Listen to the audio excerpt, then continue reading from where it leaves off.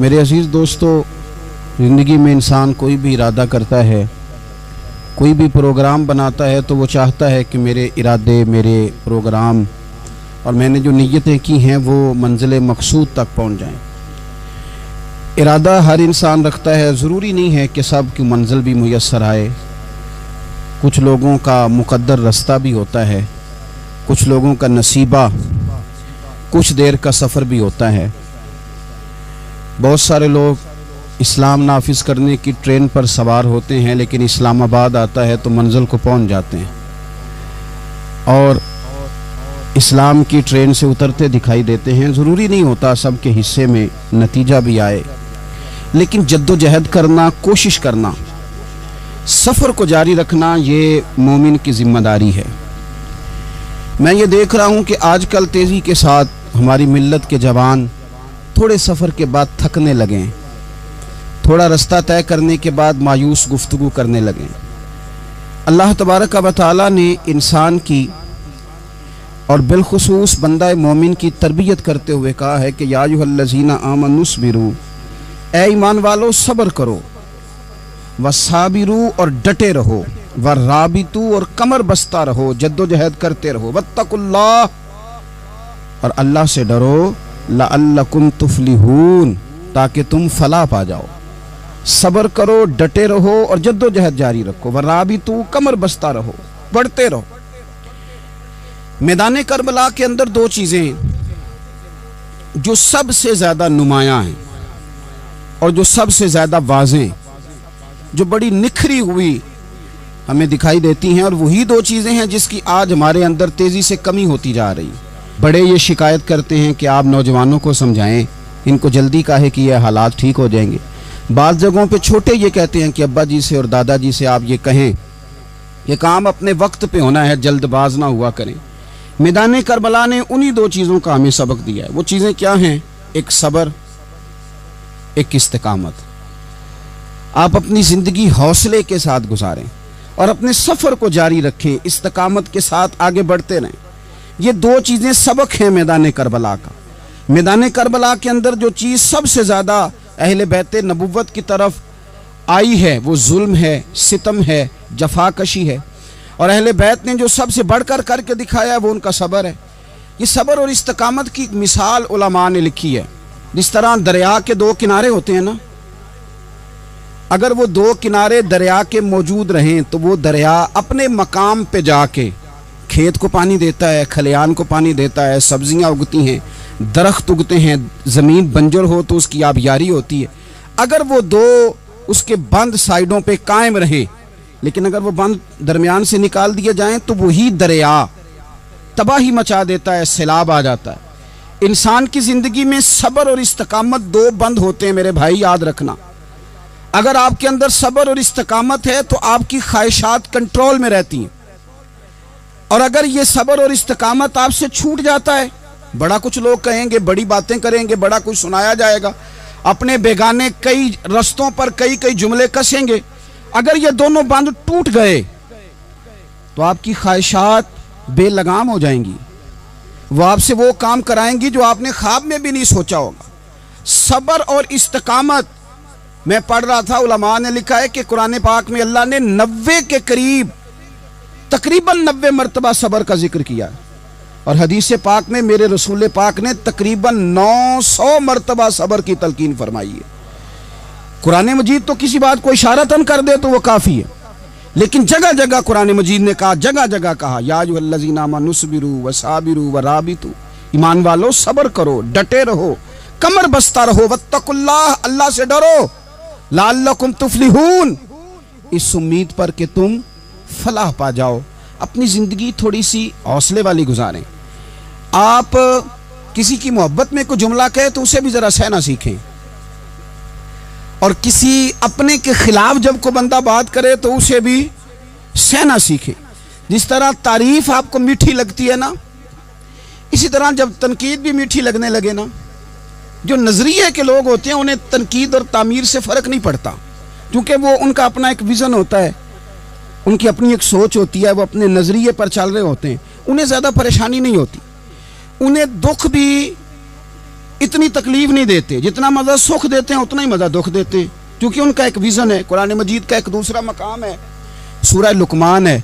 हज़रत लुकमान अपने बेटे को नसीहत करते हैं तो कहते हैं या बुनैया, ए मेरे बेटे, अकीमिस्सलात व अम्र बिल मारूफ, एक तो नमाज कायम रखना और दूसरा लोगों को नेकी का हुक्म देना, वन्हा अनिल मुनकर, और लोगों को बुराई से मना करना, वस्बिर अला मा असाबक, और इस रास्ते में जो तुझे तकलीफ आई उस पर सब्र करना।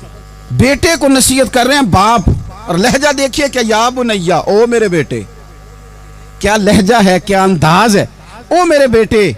एक तो ये करना, नमाज कायम रखना, भलाई का हुक्म देना, बुराई से मना करना, और इस पर जो तुझे मुश्किल आए उस पर सब्र करना। और फिर क्या कहते हैं, कुरान मजीद का अंदाज देखिए, फरमाए इन्न ज़ालिका मिन अज़्मिल उमूर, बेशक ये बड़ी हिम्मत वाले काम है। नेकी का हुक्म देना, बुराई से मना करना, नमाज पढ़ना और मुसीबत पर सब्र करना, ये हिम्मत वाले काम है पुत्र, हिम्मत वाले काम है, जरा डट के करना, बेहौसला ना होना। एक बुजुर्ग बैठे थे, अल्लाह के नेक बंदे भी थे और तिजारत भी करते थे, लाखों का कारोबार था। बुजुर्ग बैठे हुए हैं तो अचानक खबर मिली कि हजरत साहब पढ़ा रहे थे सबक, खबर मिली कि आपका वो जो एक जहाज था ना, माल बरदार, वो जहाज आपका डूब गया पानी में। फरमाने लगे अल्हम्दुलिल्लाह, सबक पढ़ाते रहे। 2-4 घंटे गुजरे तो एक बंदा फिर आया, उसने आके कहा हुजूर मुबारक हो, वो जो जहाज डूबने वाली खबर थी वो गलत थी, वो जहाज आपका बिल्कुल ठीक ठाक है, लाखों रुपए बच गए। फरमाने लगे अल्हम्दुलिल्लाह। सबक उसी रूटीन से पढ़ाते रहे। पहली नुकसान की खबर आई तो फिर भी अल्हम्दुलिल्लाह, और दुख की खबर आई फिर भी अल्हम्दुलिल्लाह, सुख की आई तो फिर भी अल्हम्दुलिल्लाह। सबक अपनी रूटीन से पढ़ाते रहे, सफर जारी रहा, रुके नहीं।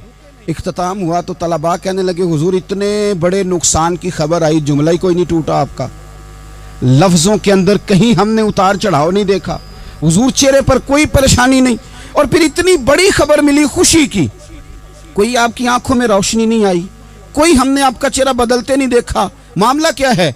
तो फरमाने लगे मामला एक ही है, दुख भी रब की तरफ से है, सुख भी रब की तरफ से है। तो दुख कबूल मोहम्मद बख्शा, राजी रहन प्यारे। अगर सारा कुछ उसी की जानब से है तो ये तो कोई बात ना हुई कि दुख आने पे बंदा कहे हो ये क्या बन गया, सुख आए तो बंदा के देखा मैंने मेहनत की थी तो कामयाब हो गया। इमाम अली मकाम रदी अल्लाह तआला अन्हु की फिक्र को समझ जाओ, जब वो मुस्तफ़ा करीम के कंधों पे थे फिर भी अल्हम्दुलिल्लाह, और जब उनका सर नेज़े की नोक पे था फिर भी अल्हम्दुलिल्लाह।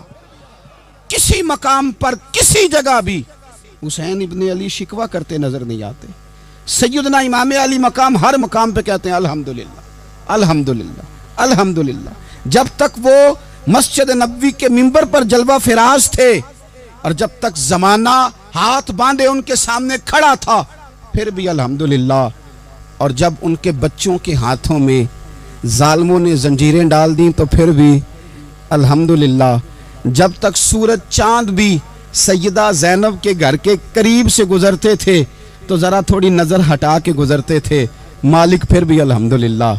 और जब शाम के बाज़ार में परदेसी बहन अपने भाई का कटा हुआ सर लेके सफ़र कर रही थी तो फिर भी अल्हम्दुलिल्लाह। मारो मारो ना मैनू मार मुकाओ, मैं कोई उज़र ना पेश ले आवां, ते जे सोहना ही मेरे दुख विच राजी, जे सोहना ही मेरे दुख विच राजी, ते फिर सुख नू चुल्ले डावां। ये अल्हम्दुलिल्लाह का मिजाज लाओ। ये रोज़ जो घर में लड़ाई करना, रोज़ इख्तलाफ राय की बात करना, रोज़ कभी किसी की गीबत करना, कभी किसी की करना, कभी किसी चौक में बैठ के शिकवा करना, कभी किसी चौक में बैठ के शिकवा करना, कभी कहना कि फलां जगह में नाकाम हो गया, फलां की वजह से हो गया। ये कुछ शेवा है मुसलमानी का? मुसलमान हर हाल में अल्लाह की तस्बीह पढ़ता है, मुसलमान हर हाल में अपने रब को याद करता है। वो कहता है बहार हो के खिजा ला इलाहा इल्लल्लाह, खुदी का सिर्रे नेहा ला इलाहा इल्लल्लाह, खुदी का तेग फुसा ला इलाहा इल्लल्लाह। और अगरचे बुत हैं जमात की आस्तीनों में, अगरचे बुत हैं जमात की आस्तीनों में, पर मेरी मजबूरी है ना, मुझे है हुक्म अज़ां ला इलाहा इल्लल्लाह। अपनी ड्यूटी करता है वो अपने काम लगा रहता है। आप कभी पलट कर मेरे रसूल पाक सल्लल्लाहु ताला अलैहि वसल्लम की खूबसूरत जिंदगी को देखें ना, खूबसूरत जिंदगी को। मैं क्या करूं, हमारे मिजाजों में बातें ऐसी आती जा रही हैं, हम इंतज़ार करने को तैयार ही नहीं। अभी मेहनत किया तो शाम को रिज़ल्ट आना चाहिए। जो पूरी 5 दिन नमाज़ पढ़ लेता है वो कहता है अभी मैं वली नहीं बना, इतने दिन हो गए नमाज़ पढ़ते। जो पूरा 40 दिन प्रॉपर तरीके से दरूद पाक पढ़ लेता है वो कहता देखो मुझे अभी तक ज़ियारत ही नहीं हुई नबी पाक सल्लल्लाहु अलैहि वसल्लम। जो अभी कल आया है और कल अभी उस शख्स ने आकर के शुरू किया सिलसिला, तो कहता ओहो मेरा मार्फत वालों में नाम कब आएगा। वो भाई लोगों की जिंदगियां गुजर गई, लोगों के अहवाल गुजर गए। मैं बैठा था बुजुर्गों की खिदमत में, तो एक शख्स ने आके कहा हुजूर मैं आपके लिए सलाम लाया हूं फुला अजीम हस्ती का।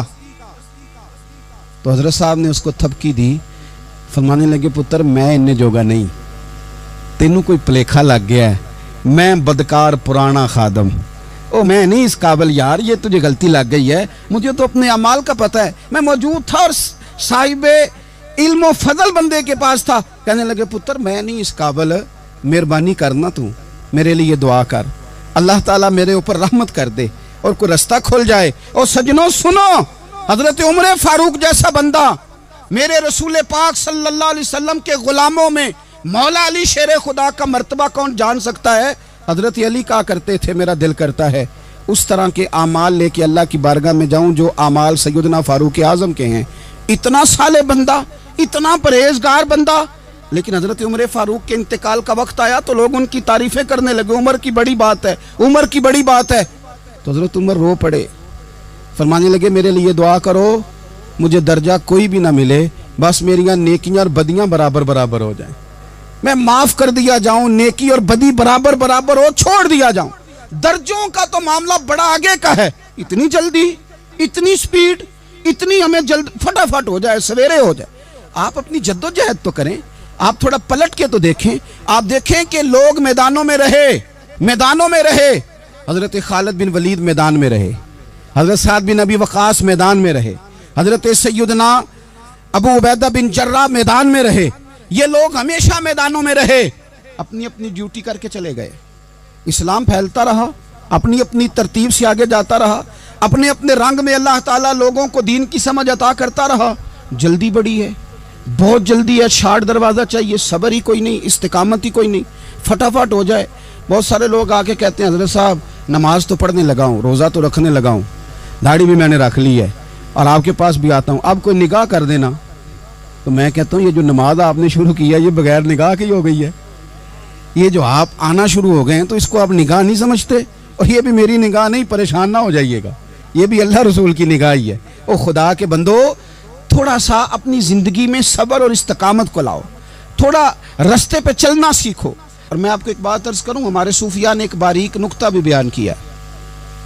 वो कहते हैं ये जो विसाल है ना,